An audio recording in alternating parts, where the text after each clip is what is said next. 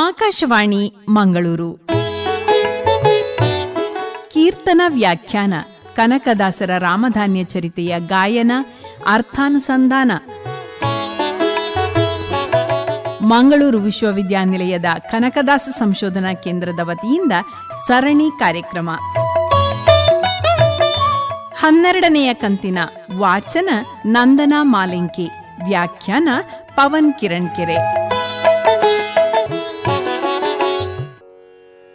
ಹರಿ ಓಂ ಶ್ರೀ ಗುರುಗಣಾಧಿಪತಯೇ ನಮಃ.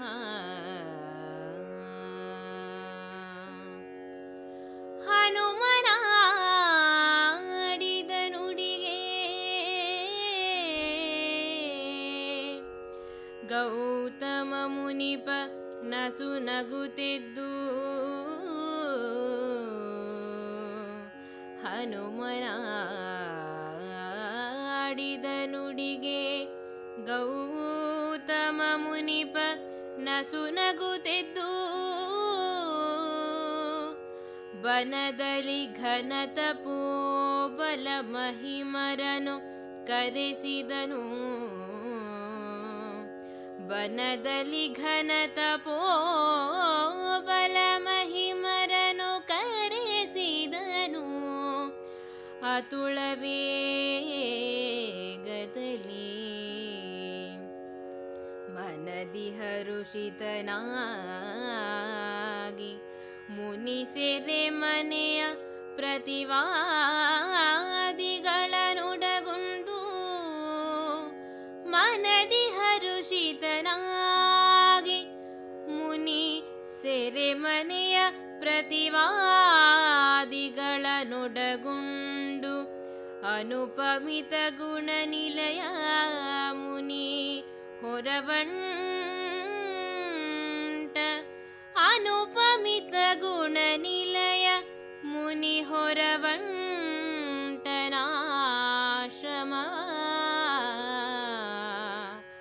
ಅನುಪಮಿತ ಗುಣನಿಲಯ ಮುನಿ ಹೊರವಂಟನಾಶ್ರಮವ.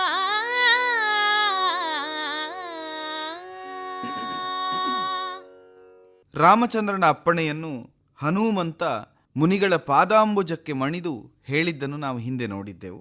ಅಲ್ಲಿಂದ ಹನುಮಂತನಾಡಿದಂತಹ ನುಡಿಯನ್ನು ಕೇಳಿದಂತಹ ಗೌತಮ ಮುನೀಶ, ಪ್ರಧಾನವಾಗಿ ಉಳಿದಂತಹ ಅನೇಕ ಮಂದಿ ಋಷಿಗಳಿದ್ದಿರಬಹುದು, ಆದರೆ ಗೌತಮ ಮುನಿ ಪ್ರಧಾನವಾಗಿ ಇಲ್ಲಿ ಕಾಣುತ್ತದೆ. ಹನುಮನಾಡಿದ ನುಡಿಗೆ ಗೌತಮ ಮುನಿಪ ನಸುನಗು ತೆದ್ದು, ಅವನೂ ಕೂಡ ಸಂತೋಷದಿಂದ ನಗೆಯನ್ನಾಡುತ್ತಾ ಎದ್ದನಂತೆ. ಇಲ್ಲಿ ಇಡೀ ಪ್ರಕರಣ ತೊಡಗಿಕೊಂಡದ್ದು ಗೌತಮ ಮುನಿಯಿಂದ. ಗೌತಮ ಮುನೀಶನಿಂದಲೇ ಪ್ರಾರಂಭವಾದ ಪ್ರಕರಣವಾದ್ದರಿಂದ, ಗೌತಮ ಮುನೀಶನಲ್ಲಿಯೇ ಹನುಮಂತ ರಾಮವಾಕ್ಯವನ್ನು ಆಡಿದ್ದರಿಂದ, ಗೌತಮನೇ ಸೆರೆಯಲ್ಲಿದ್ದಂತಹ 2 ಧಾನ್ಯಗಳನ್ನು ಕರೆದುಕೊಂಡು ಹೊರಡಬೇಕಾದ ಬದ್ಧತೆಯನ್ನು ಹೊಂದಿದ್ದಾನೆ ಎನ್ನುವುದನ್ನು ಈ ಪದ್ಯ ಸ್ಪಷ್ಟಪಡಿಸ್ತದೆ. ಹಾಗೆ ಆದಷ್ಟು ಶೀಘ್ರವಾಗಿ ರಾಮಚಂದ್ರನ ಅವನಿಪನ ಸಮ್ಮುಖಕ್ಕೆ ಚಿತ್ತೈಸಬೇಕು ಅಂತ ಹನುಮಂತನಾಡಿದಂತಹ ಮಾತು ಈಗ ಹೊರಡುವಾಗ ಕೇವಲ ಗೌತಮ ಮಾತ್ರ ಹೊರಡುವುದಲ್ಲ. ಆ ಕಾಲದಲ್ಲಿ ಯಾವಾಗ ನರೆದಲಗ ಮತ್ತು ವ್ರೀಹಿಯ ನಡುವೆ ನಡೆದಂತಹ ಸಂಘರ್ಷದಲ್ಲಿ ಉಪಸ್ಥಿತರಿದ್ದಂತಹ ಎಲ್ಲ ಋಷಿಗಳನ್ನು ಕೂಡಿಕೊಂಡು ಹೊರಡಬೇಕಾದಂತಹ ಬದ್ಧತೆ ಗೌತಮರಿಗಿದ್ದರಿಂದ ಬನದಲ್ಲಿ ಘನತಪೋಬಲ ಮಹಿಮರನ್ನು ಕರೆಸಿದನು. ಎಲ್ಲ ತಪೋಬಲದ ಮಹಿಮರು ಯಾರ್ಯಾರು ಆವತ್ತು ಇದ್ರೋ ಅವರೆಲ್ಲರನ್ನೂ ಕರೆಸಿದನು ಅತುಳ ವೇಗದಲ್ಲಿ. ಮಾತ್ರ ಅಲ್ಲ, ಅಲ್ಲಿಂದ ಮನದಿ ಹರುಷಿತರಾಗಿ ಮುನಿ ಸೆರೆಮನೆಯ ಪ್ರತಿವಾದಿಗಳನ್ನೊಡಗೊಂಡು, ಸೆರೆಮನೆಯಲ್ಲಿದ್ದಂತಹ ಪ್ರತಿವಾದಿಗಳು ಅಂದರೆ ನಾವು ನ್ಯಾಯಾಲಯದ ಪಾರಿಭಾಷೆಯಲ್ಲಿ ಯೋಚಿಸಿದರೆ ವಾದಿ, ಪ್ರತಿವಾದಿ ಮತ್ತು ನ್ಯಾಯವನ್ನು ಕೊಡಬಹುದಾದಂತಹ ನ್ಯಾಯಾಧೀಶ ಅಂತ ನಾವು ಗುರುತಿಸ್ತೇವೆ. ಇಲ್ಲಿ ಪ್ರತಿವಾದಿಯಾಗಿ ಕಾಣಿಸಿಕೊಂಡವರು ಧಾನ್ಯಗಳೇ. ಇಲ್ಲೊಂದು ವಿಶೇಷ ಅಂದರೆ ವಾದಿ ಮತ್ತು ಪ್ರತಿವಾದಿ ಎರಡೂ ಕೂಡ 2 ಧಾನ್ಯಗಳು, ಒಂದು ನರೆದಲಗ ಮತ್ತೊಂದು ವ್ರೀಹಿ. ನರೆದಲಗವೇ ಶ್ರೇಷ್ಠ ಅಂತ ನರೆದಲಗದ ವಾದವಾದರೆ ವ್ರೀಹಿ ತಾನು ಶ್ರೇಷ್ಠ ಅನ್ನೋದು ವ್ರೀಹಿಯ ವಾದ. ಹೀಗೆ ಆ 2 ಪ್ರತಿವಾದಿಗಳು, ಅವನಿಗೆ ಇವ ಪ್ರತಿವಾದಿ ಇವನಿಗೆ ಅವ ಪ್ರತಿವಾದಿ ಅನ್ನೋ ನೆಲೆಯಿಂದ ಸೆರೆಮನೆಯಲ್ಲಿ 6 ತಿಂಗಳುಗಳ ಕಾಲ ಇದ್ದಂತಹ ಪ್ರತಿವಾದಿಗಳನ್ನು ಒಳಗೊಂಡು ಅನುಪಮಿತ ಗುಣನಿಲಯ, ಉಪಮೆಗೆ ಸಿಗಲಾರದಷ್ಟು ಗುಣನಿಲಯ ನೆನೆಸಿಕೊಂಡಂತಹ ಮುನಿ ಒಂದರ್ಥದಲ್ಲಿ, ಅಥವಾ ಅನುಪಮಿತ ಗುಣನಿಲಯನಾದಂತಹ ರಾಮಚಂದ್ರನಲ್ಲಿಗೆ ಮುನಿಪೊರವಂಟ. ಈ ಎರಡೂ ಕೂಡ ನಾವು ವ್ಯಾಖ್ಯಾನದಲ್ಲಿ ಹೊಂದಿಸುವುದಕ್ಕೆ ಸಾಧ್ಯ ಆಗುತ್ತದೆ. ಗೌತಮ ಮಹರ್ಷಿ ಯಾರ ಪಕ್ಷಪಾತವನ್ನು ಮಾಡದೆ ನಿಷ್ಪಕ್ಷಪಾತವಾಗಿ ನಿರ್ಣಯವನ್ನು ಬಯಸ್ತಾ ಇದ್ದಾನೆನ್ನುವ ನೆಲೆಯಿಂದ ಅನುಪಮಿತ ಗುಣನಿಲಯ ಗೌತಮನಾಗುತ್ತಾನೆ. ನ್ಯಾಯವನ್ನು ನೀಡಬಹುದಾದಂತಹ ರಾಮಚಂದ್ರ ಅನುಪಮಿತ ಗುಣನಿಲಯ ಎನ್ನುವ ನೆಲೆಯಿಂದ ಮುನಿ ಹೊರವಂಟನಾಶ್ರಮವ.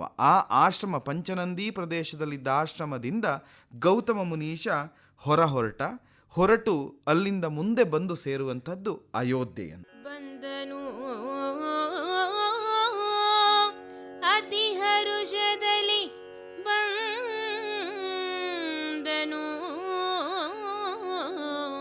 ಅತಿ ಹರುಷದಲ್ಲಿ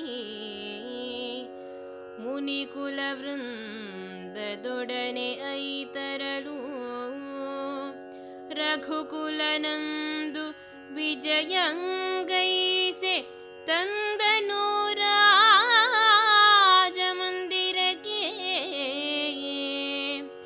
ಬಂದರೆ ಪ್ರತಿವಾದಿಗಳು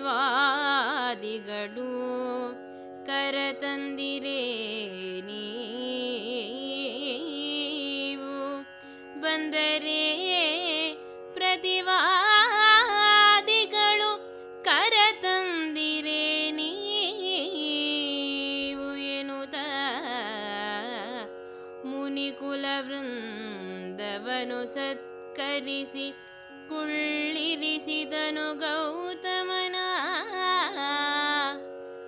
ಮುನಿಕುಲ ವೃಂದವನು ಸತ್ಕರಿಸಿ ಕುಳ್ಳಿರಿಸಿದನು ಗೌತಮನ.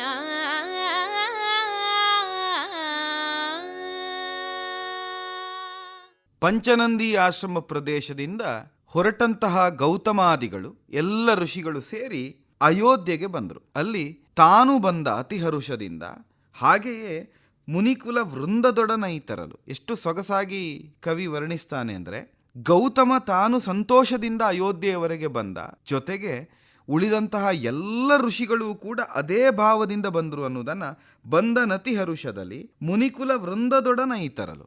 ಮುನಿಕುಲ ವೃಂದದೊಡನೆ ತಾನು ಬಂದ, ತಾನೂ ಮತ್ತು ಮುನಿವೃಂದ ಇಬ್ಬರೂ ಕೂಡ ಅತಿ ಹರುಷದಲ್ಲಿ ನಡೆತಂದ್ರಂತೆ. ಹಾಗೆ ಬಂದಂತಹ ಋಷಿಗಳನ್ನು ಕಂಡಂತಹ ರಘುಕುಲ ರಾಯನೆನಿಸಿದಂತಹ ರಾಮ ಅವರೆಲ್ಲರನ್ನೂ ರಾಜಮಂದಿರಕ್ಕೆ ಕರೆದು ತಂದ.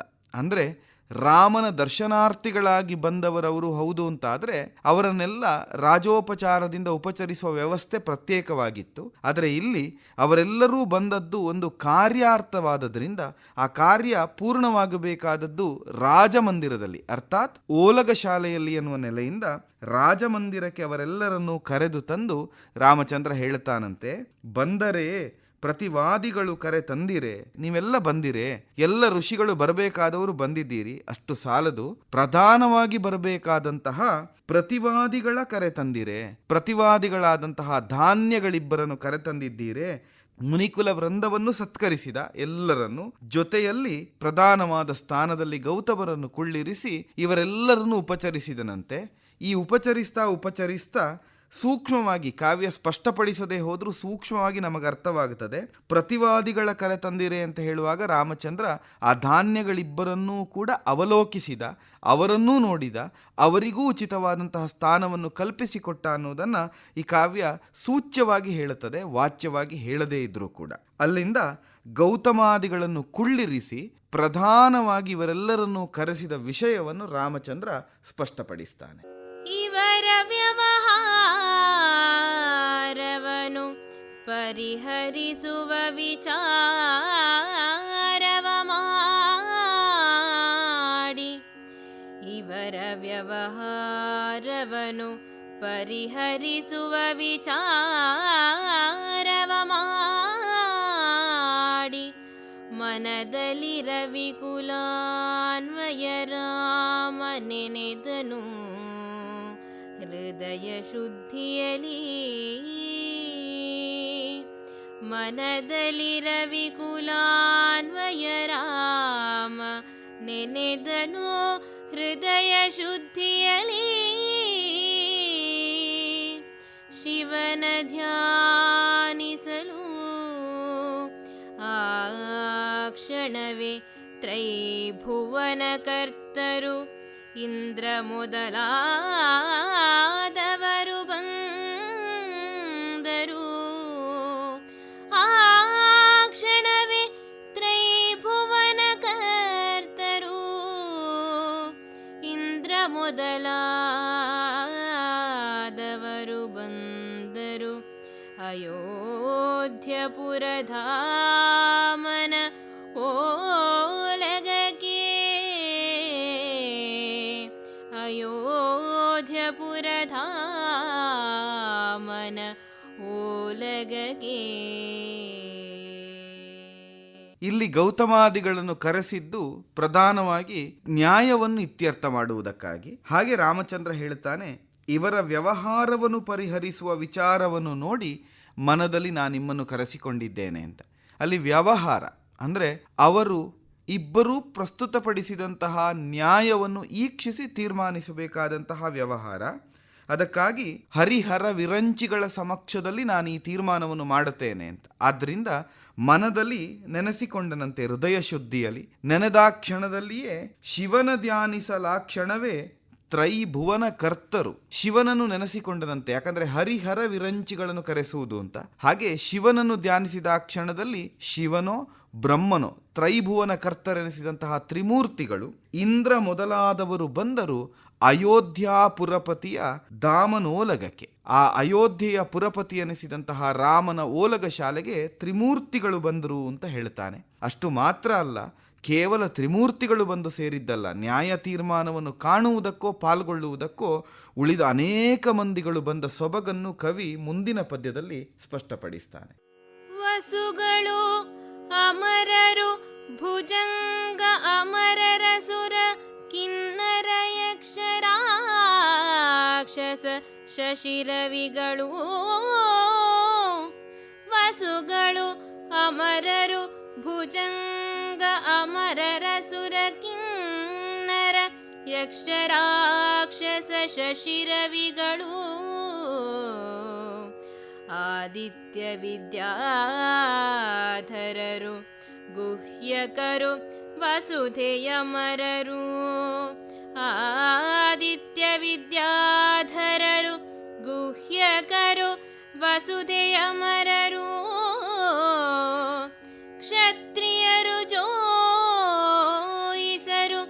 ವೈಶ್ಯ ಚತುರ್ಥರು. ಉನ್ನತ ಕುಶಲ ವಿದ್ಯಾಧಿಕರು ನೆರೆದುದು ನೃಪನ ಸಭೆಯೊಳಗೆ. ವೈಶ್ಯ ಚತುರ್ಥರು ಉನ್ನತ ಕುಶಲ ವಿದ್ಯಾಧಿಕರು ನೆರೆದುದು ನೃಪನ ಸಭೆಯೊಳಗೆ. ನೆರೆದುದು ನೃಪನ ಸಭೆಯೊಳಗೆ.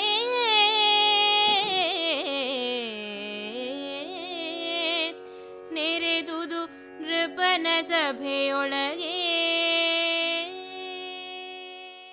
ಬಂದು ಸೇರಿದಂತಹ ಎಲ್ಲರನ್ನ ಈ ಪದ್ಯದಲ್ಲಿ ವರ್ಣಿಸ್ತಾ ಇದ್ದಾನೆ ಕವಿ. ಬೇರೆ ಬೇರೆ ವರ್ಗದವರು ಬಂದು ಸೇರಿದ್ರು ಅಂತ. ವಸುಗಳು, ಅಮರರು, ಭುಜಂಗಮರ, ಅಸುರರು, ಈ ದೇವತೆಗಳು, ದೇವತೆಗಳ ವರ್ಗಗಳು, ಹಾಗೆಯೇ ನಾಗಸಂತತಿ, ಕಿನ್ನರರು, ಯಕ್ಷ, ರಾಕ್ಷಸರು. ಈ ಕಿನ್ನರ, ಕಿಂಪುರುಷ, ಗಂಧರ್ವ, ವಸು, ಆದಿತ್ಯ ಇತ್ಯಾದಿಗಳು ದೇವತೆಗಳ ವರ್ಗಗಳು. ಈ ದೇವವರ್ಗದ ಬೇರೆ ಬೇರೆ ವರ್ಗದವರೆಲ್ಲ ಸಮಾವೇಷ್ಟಿತರಾದರು. ಅವರ ಜೊತೆಯಲ್ಲಿ ಶಶಿರವಿಗಳ ಆದಿತ್ಯ ವಿದ್ಯಾಧರರು ಗುಹ್ಯಕರು. ಈ ವಿದ್ಯಾಧರರು, ಗುಹ್ಯರು ಇವರೆಲ್ಲ ದೇವವರ್ಗದವರು. ನಾವು 33 ವರ್ಗ ಅಂತ ದೇವತೆಗಳನ್ನು ತೆಗೆದುಕೊಂಡಾಗ ಆ ಎಲ್ಲ ವರ್ಗದವರು ಸೇರಿಕೊಂಡಿದ್ದಾರೆ. ಇವರೆಲ್ಲ ದೇವವರ್ಗದವನ್ನು ಹಾಗೂ ರಾಕ್ಷಸ ವರ್ಗವನ್ನು ಪ್ರತಿನಿಧಿಸಿದರೆ, ವಸುಧೆಯಮರರು ಬ್ರಾಹ್ಮಣರು ಬಂದಿದ್ದಾರೆ, ಕ್ಷತ್ರಿಯರು ಬಂದಿದ್ದಾರೆ, ವೈಶ್ಯ ಚತುರ್ಥಕರು ಬಂದಿದ್ದಾರೆ. ಹಾಗೆಯೇ ಉನ್ನತ ಕುಶಲ ವಿದ್ಯಾಧಿಕರು, ಅತ್ಯುನ್ನತವಾದಂತಹ ವಿದ್ಯಾಕುಶಲವನ್ನು ಹೊಂದಿದ ವಿದ್ಯಾವಂತರೆಲ್ಲರೂ ಕೂಡ ನೆರೆದುದು ನೃಪನ ಸಭೆಯೊಳಗೆ ಸೇರಿಕೊಂಡಿದ್ದಾರೆ ಅಂತ. ಅಂದರೆ ಇಡೀ ಪದ್ಯದ ಸೂಚ್ಯಾರ್ಥ ಏನು ಅಂದರೆ, ರಾಮಚಂದ್ರನೆನ್ನುವಂತಹ ಒಬ್ಬ ಭೂಮಿಯಲ್ಲಿರುವ ಅರಸನ ಸಭೆ ಭೂಮಿಯ ಸಭೆಯಾಗದೆ ದೇವಸಭೆಯಂತೆ ತ್ರೈಭುವನ ಕರ್ತರಿಂದ ತೊಡಗಿ ದೇವತೆಗಳಿಂದ ದಿಕ್ಪಾಲಕರಿಂದ ರಂಜಿಸಿ ದೇವಸಭೆಯಂತೆ ಸಮಾವೇಷ್ಟಿತವಾಯಿತು. ಅಂದರೆ ಒಂದು ಸಣ್ಣ ವ್ಯಾಜ್ಯವೆನಿಸಿದಂತಹ 2 ಧಾನ್ಯಗಳ ಮಧ್ಯದ ವ್ಯಾಜ್ಯದ ತೀರ್ಮಾನಕ್ಕೆ ಸಮಸ್ತ ದೇವತತಿಗಳು ಸೇರಿ ದೇವಸಭೆಯ ನಿರ್ಣಯವನ್ನು ಪ್ರತೀಕ್ಷಿಸುವಂತಹ ನಿರೀಕ್ಷಿಸುವಂತಹ ಒಂದು ಔನ್ನತ್ಯವನ್ನು ರಾಮಚಂದ್ರ ಕಲ್ಪಿಸಿಕೊಟ್ಟ ಅನ್ನುವುದನ್ನು ಈ ಪದ್ಯದಿಂದ ನಾವು ತಿಳಿಯುವುದಕ್ಕಾಗುತ್ತದೆ. ಇಲ್ಲಿಂದ ಮುಂದೆ ಆ ಸಭೆಯಲ್ಲಿ ಏನಾಯಿತು ಅನ್ನುವುದನ್ನು ಕವಿ ಮುಂದೆ ವರ್ಣಿಸ್ತಾನೆ. ಇದುವರೆಗೆ ಕೀರ್ತನ ವ್ಯಾಖ್ಯಾನ ಕನಕದಾಸರ ರಾಮಧಾನ್ಯ ಚರಿತೆಯ ಗಾಯನ ಅರ್ಥಾನುಸಂಧಾನ ಪ್ರಸಾರವಾಯಿತು. 12ನೆಯ ಕಂತಿನ ಕೀರ್ತನೆಗಳ ವಾಚನ ನಂದನಾ ಮಾಲಿಂಕಿ, ವ್ಯಾಖ್ಯಾನ ಪವನ್ ಕಿರಣ್ ಕೆರೆ. ಮತ್ತೆ ಮುಂದಿನ ಕಂತಿನಲ್ಲಿ ಭೇಟಿಯಾಗೋಣ. ನಮಸ್ಕಾರ.